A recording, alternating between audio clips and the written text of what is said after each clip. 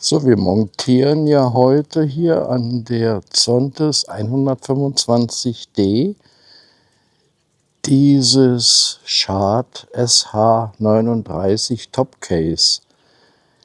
Die Grundplatte für die Zontes ist heute angekommen. Als allererstes entfernen wir die 4 Gummimuffen, die hier in den vorbereiteten Löchern mit Gewinde drinne stecken. 4 Stück. Wir haben hier die Montageanleitung für die Grundplatte für die Zontes. Ich hoffe, das ist der richtige. Da steht jetzt Zontes 310 M21 Topmaster ZUM 311 ST. Ich hoffe, der passt für die Zontes 125D. So wie das aussieht, haben wir Tatsache das Richtige bestellt. Hier passen die Lochabstände. Und hier kommen jetzt noch diese 4 Abstandshalter hier darunter, damit es überhaupt passt. So, jetzt gucken wir mal. Wir werden mal die Zontes auf ihren Hauptständer stellen.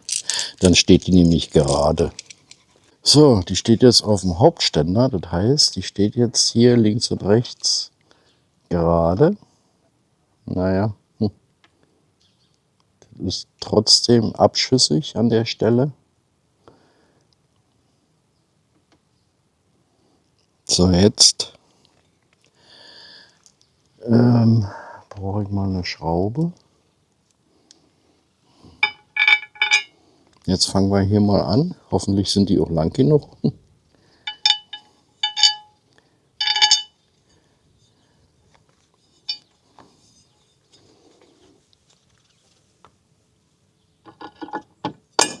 Sieht gut aus. So, jetzt haben wir die schon mal fixiert. Dann machen wir mal noch gleich. Warte mal, ich nehme mal die 2 hier noch mal weg, bevor sie runterfallen. Jetzt die andere Senkkopfschraube. Die kommt hier hin. So. Und jetzt kommt mit der Scheibe die Imbusschraube hinten rauf. Wieder der Abstandshalter darunter. Einmal.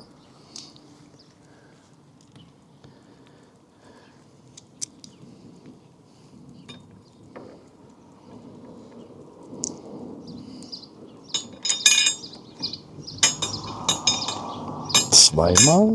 So, jetzt haben wir hier einen schönen Imbusschlüssel. Jetzt fixieren wir das mal ein bisschen mehr und brauchen dann den, da ist noch mal einer, genau.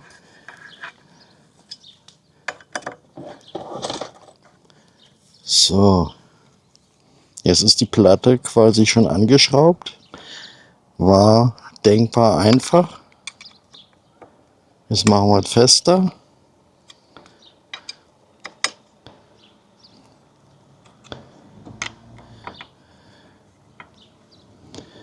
Also für jeden, der eine 125D von Zontes hat, der kann diese Grundplatte benutzen. Auch wenn es nicht spezifisch dran steht. Die passt. Ob es jetzt mit dem Koffer oder beziehungsweise mit dem der Halterung für den Topcase passt, sehen wir gleich. So, wir haben jetzt hier für die Halterungsmontage alles vorbereitet.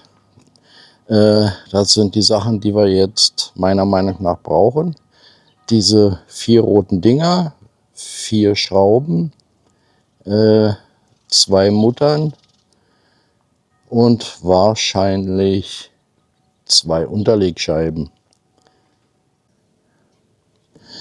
Wir haben ja auf dieser Seite hier 4-mal M6 und hier 4-mal Durchgangsbohrung. Das bedeutet, auf der Seite mit den Durchgangsbohrungen werden wir 2 Unterlegscheiben und 2 Muttern brauchen. Auf der Seite hier können wir direkt reinschrauben. So, jetzt kommt die Platte mit dem nach hinten hier rauf. So, die Grundplatte für den Koffer von Schad ist jetzt soweit ausgerichtet. Bedeutet, diese 4 roten Teile kommen hier rein. Einmal, zweimal, dreimal, 4-mal. Das sind genau die Stellen, wo bei der Platte die Löcher sind. So. Und jetzt haben wir ja hier in den roten Teilen eine Senkung und wir haben Schrauben mit einem Senkkopf. Also passen die da herrlich rein. Zack.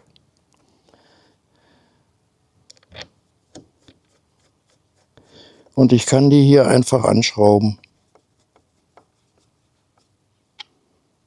Nicht gleich eine fest. Erst so nach und nach. Ein bisschen links, ein bisschen rechts. Weil sonst drückt man es auf einer Seite hoch und man sorgt für Spannung. So, wir machen es noch nicht so richtig fest. Weil jetzt machen wir hier hinten das gleiche Spiel. Hier hinten kommen die Senkkopfschrauben rein. Kreuzschlitz im Übrigen. Dann kommt die Unterlegscheibe da drunter. Und die Mutter, das sind Sicherungsmuttern. Die kommen mit der Rundung nach außen, also so von unten rangeschraubt.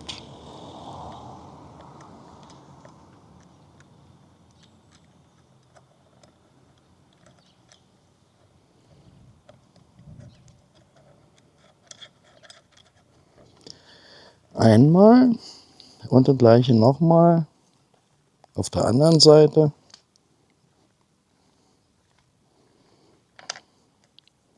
Die Scheibe.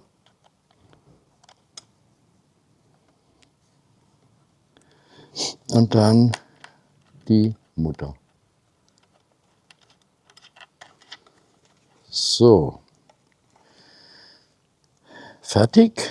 Jetzt ist das, glaube ich, eine 10er Sechskantschraube.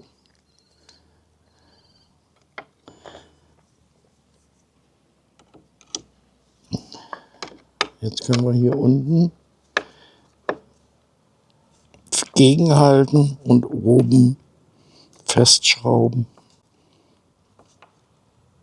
So. Andere Seite die gleiche.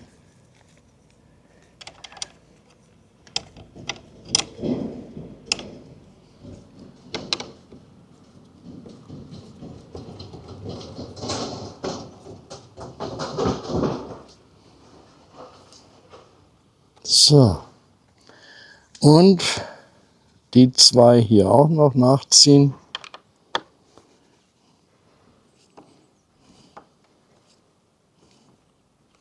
Sodass das schön fest ist.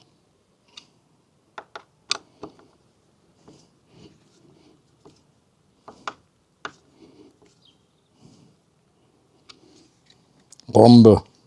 So, jetzt brauchen wir eigentlich den Koffer nur noch einklicken.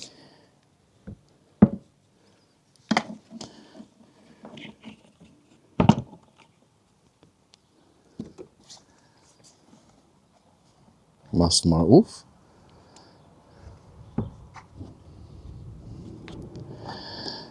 Und jetzt müssen wir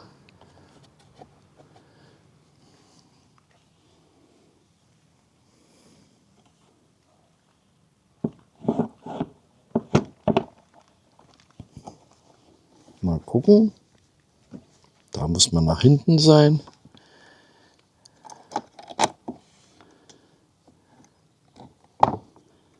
Hier drücken und loslassen und schon ist er drin. Hier hinten auch und überall fertig. Abschließen.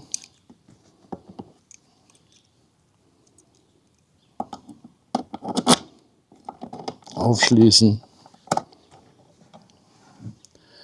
Und wir haben unseren Stauraum.